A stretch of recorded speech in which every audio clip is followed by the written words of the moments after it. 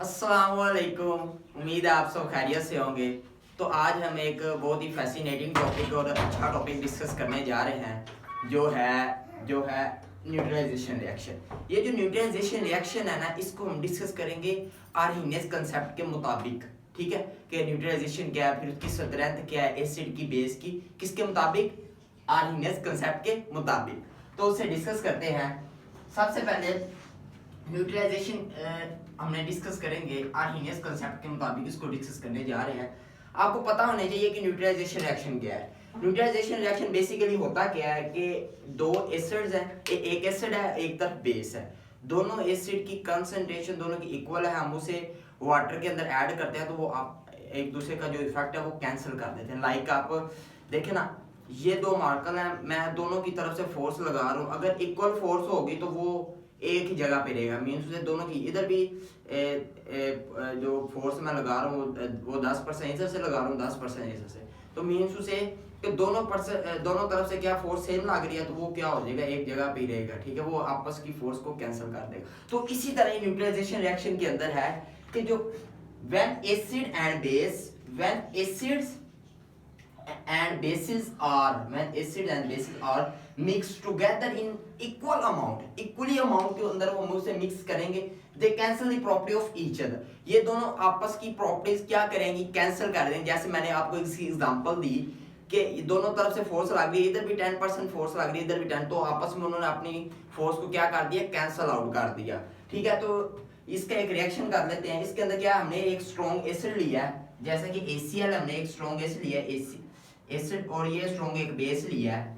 ठीक है, जैसे ये आपस में मिक्स हुए तो वाटर के अंदर एक्वा सॉल्यूशन के अंदर है, तो दोनों ही एक्वा सॉल्यूशन के अंदर जब हमने एसिड डाला और बेस डाला तो फिर क्या हुआ, रिएक्शन हुआ और एक वाटर का मॉलिक्यूल बना और एक साल्ट बना।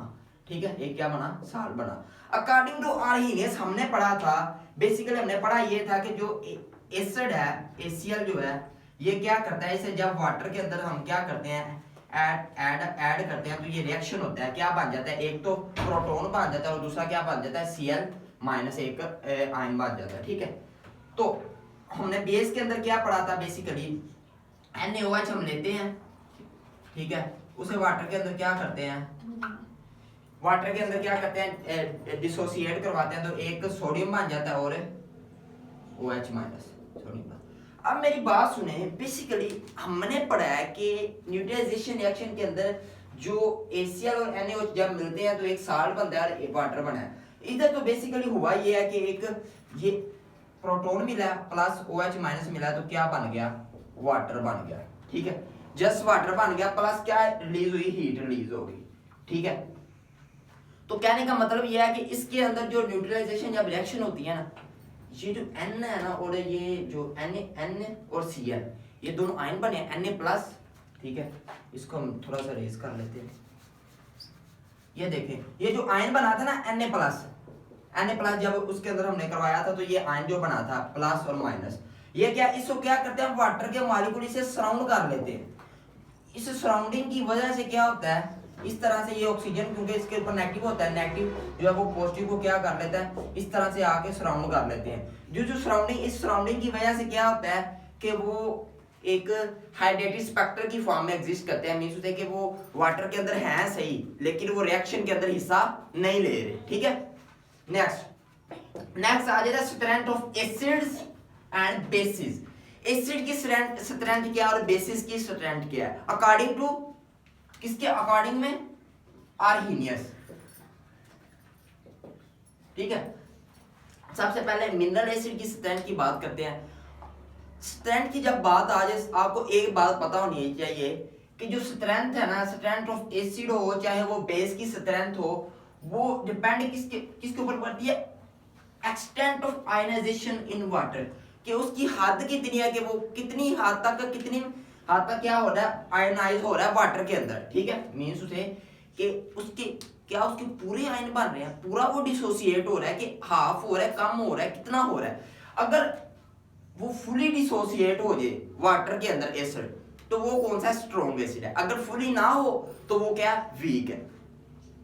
जैसे कि ACl की एग्जांपल लें, ACl क्या करता है, वाटर के साथ जब वाटर के अंदर ऐड करता है तो वो क्या करता है, उसका जो प्रोटॉन है वाटर के साथ अटैच होके तो एक तो हाइड्रोनियम आयन बना देता है, एक क्लोरीन बना देता है, Cl- बना देता है, ठीक है, एनाइन बना देता है। अब मेरी बात सुने, इसके अंदर ACl जो है ये स्ट्रॉन्ग है, मिनरल एसिड है ना, ये मैन मेड एसिड है।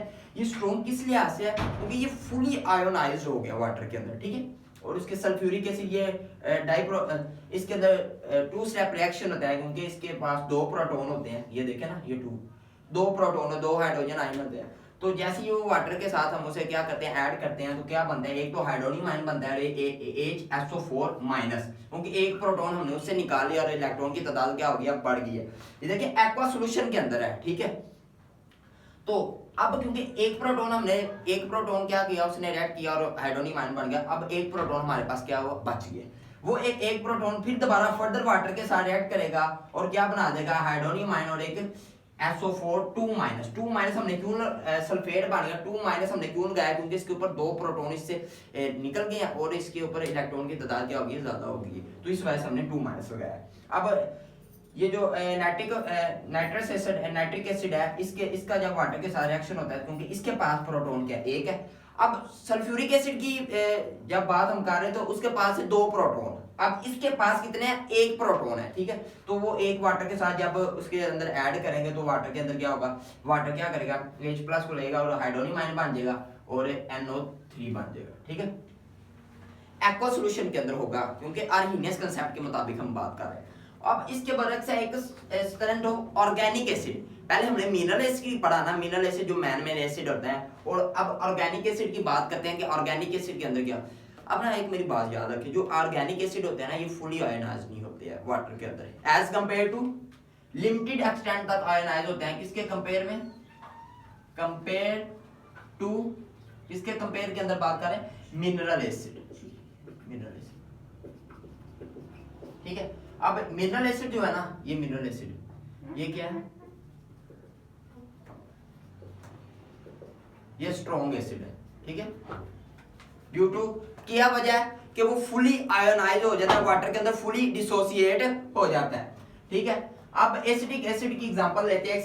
एसिड ऑर्गेनिक एसिड है, जो हमारे जो पाया जाता है, पहले नेचर के अंदर पाया जाता है, नेचुरली पाया जाता है। ये तो मिनरल एसिड है, वो मैन मेड हमने खुद बनाया, लेकिन ये नेचुरली पाया जाता है। ये जो एसिडिक एसिड है, ये जब इसे वाटर के साथ इसका रिएक्शन, जब वाटर के अंदर इसके अंदर आयनाइज डिसोसिएट होता है ना, तो ये फुली डिसोसिएट नहीं होता। मींस होता है कि इसके पूरे आयन नहीं बनते हैं। देखे ना, अगर हम ले रहे हैं ना, ये आयोनाइज कितनी परसेंटेज के अंदर होता है, 0.132% के अंदर ये आयोनाइज होता है।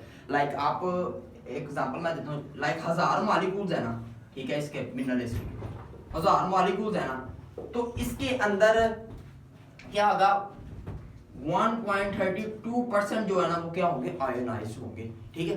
मीन्स होता है कि बाकी सारे अनडिसोसिएटेड होंगे, ये डिसोसिएट सिर्फ होंगे। अब फॉर्मिक एसिड की एग्जांपल है, तो फॉर्मिक एसिड जो है, ये भी एक क्या है, ऑर्गेनिक एसिड है। ये जब इसका वाटर के साथ रिएक्शन होता है, तो क्या होता है, एक तो इसका आयन बन जाता है, ठीक है, एक आयन बन जाता है, एक क्या बन जाता है, H3 हाइड्रोनियम आयन। मीन्स होता है कि ये फुली डिसोसिएट नहीं हुआ।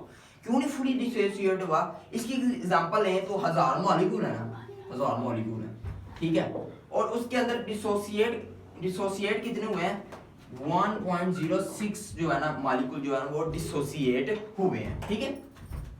इतने डिसोसिएट मॉलिक्यूल हुए हैं, तो हमें पता चला कि जो मिनरल एसिड है, ये स्ट्रॉन्ग एसिड है, और जो ऑर्गेनिक एसिड है, ये वीक एसिड है, ठीक है। कौन सा बच्चा आना चाह रहा है, आने दो आने दो आ जाओ बेटा, आ जाओ, चले आप उधर। अब देखें, ये फॉर्मिक एसिड है, ये फुली डिसोसिएट हुआ है। अब हमने पढ़ा कि मिनरल एसिड स्ट्रॉन्ग एसिड है। क्यों स्ट्रॉन्ग है, कि वो फुली डिसोसिएट हो रहे हैं। जो ऑर्गेनिक एसिड है ना, ये वाटर के अंदर फुली डिसोसिएट नहीं होते, कुछ अनआयोनाइज बच जाते हैं। जैसे हमने बात की कि 1000 मॉलिक्यूल लें, तो 1.32 जो आयन है, वो क्या होंगे, वो मॉलिक्यूल जो है वो आयोनाइज होंगे, बाकी अनआयोनाइज रहेंगे। और फॉर्मिक एसिड के अंदर पढ़ा, अगर 1000 मॉलिक्यूल 1.06% जो मॉलिक्यूल्स है, वो क्या होंगे, आयोनाइज होंगे। उसके बाद है strength of base. Strength of base की स्ट्रेंथ क्या है, कि जो NaOH है ना, ये वाटर के अंदर एक्वा सॉल्यूशन के अंदर जब डिसोसिएट होता है, जब वाटर के अंदर डिसोसिएट होगा ना, एक तो Na प्लस एक आयन बनेगा और एक OH माइनस आयन बनेगा।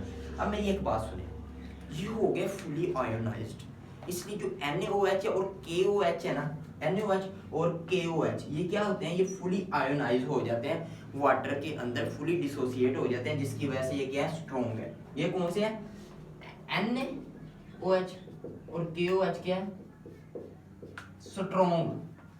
स्ट्रॉन्ग बेसिस, ठीक है।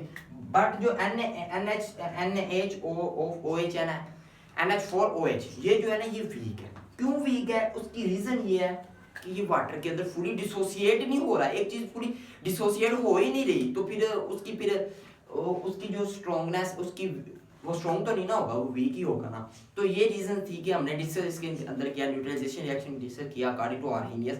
फिर उसके बाद हमने एसिड बेस की स्ट्रेंथ डिस्कस की वन बाय वन, पहले मिनरल की डिस्कस की, फिर ऑर्गेनिक की, फिर बेसिस की हमने स्ट्रेंथ को डिस्कस किया। तो मैं उम्मीद करता हूँ कि आपको लेक्चर समझ आ चुका होगा, लेक्चर पूरा देखा करें ताकि आपको ओवरऑल समझ आ सके। तो मैं उम्मीद करता हूँ कि आप सब चैनल को लाजमी सब्सक्राइब करेंगे और वीडियो को लाजमी लाइक करें और पूरा देखें ताकि आपको ओवरऑल समझ आ सके। तो थैंक यू सो मच। अब नेक्स्ट लेक्चर के अंदर हम प्रोसोलोरी एसिड बेस डिस्कस करेंगे। तब के लिए अल्लाह हाफिज़, अगर ज़िंदगी ने साथ दिया तो अल्लाह हाफिज़।